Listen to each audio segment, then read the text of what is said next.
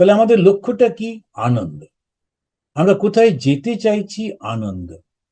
যখন আমরা বেঁচে থাকি সারা জীবন ভোর, এই ছোট্ট শিশু সে মাকে চায় কেন? ওটাই তার আনন্দ।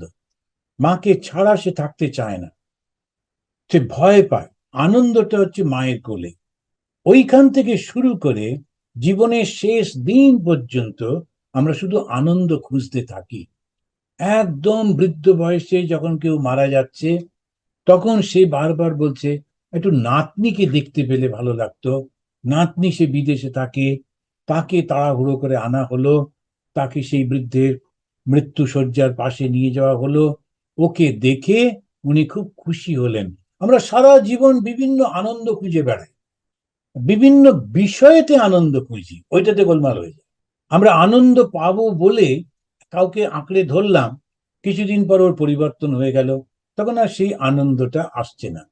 আমার এখানে একটি ছোট্ট মেয়ে আসতো, এখন সে তো বড় হবে, এখন আসতো যখন একদম সেই 2-3 বছর বয়স, কিচ্ছু বোঝে না, শুধু এসে দারুণ লাফালাফি কিনা, এখানেতে ক্যান্ডি থাকে, চকলেট থাকে, ওইগুলো ও চাই। তো যখন আমি মন্দিরে বসে আছি ওখানেও গিয়ে বসে থাকতো, কি ব্যাপার, ও হাত দিয়ে দেখাতো যে অফিসে ক্যান্ডি নেবো। খুব ভালো লাগতো। একদম শিশু সরল। এখন বড় হয়ে গেছে 3-4 বছরের পরে, এখন তো সে ক্লাস 1 না 2-তে পড়ছে। এখন আর অতটা ক্যান্ডি চায় না, চাইলেও লজ্জা পায়, নেব কি নেব না। আর আমার যে আনন্দটা ছিল ওই শিশুটি, সেটা পরিবর্তিত হয়ে গেছে। আরো 5 বছর পরে ও তখন একটা গ্রোন আপ লেডি, আর ওরকম করবেই না, চকলেট নিতে চাইবে।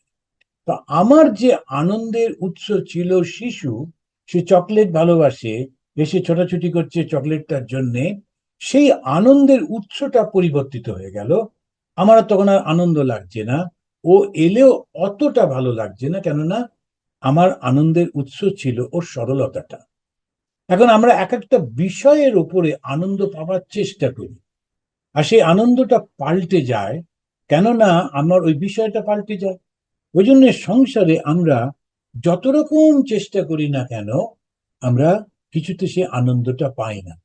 কিন্তু তখন আমরা আর একটা অবজেক্টকে ধরি, ভাবি দারুণ পড়াশুনো করব, দারুণ ভালো চাকরি করব, দারুণ অর্থ উপার্জন করব, সুন্দর নিজের বাড়ি বানাবো, গাড়ি বানাবো, সংসার করব, নিজের মতো থাকবো, আনন্দ পাবো। কিন্তু দেখছি যে হচ্ছে না। তখন আবার ছোটাছুটি করতে থাকে, কোথায় আনন্দ, কোথায় আনন্দ।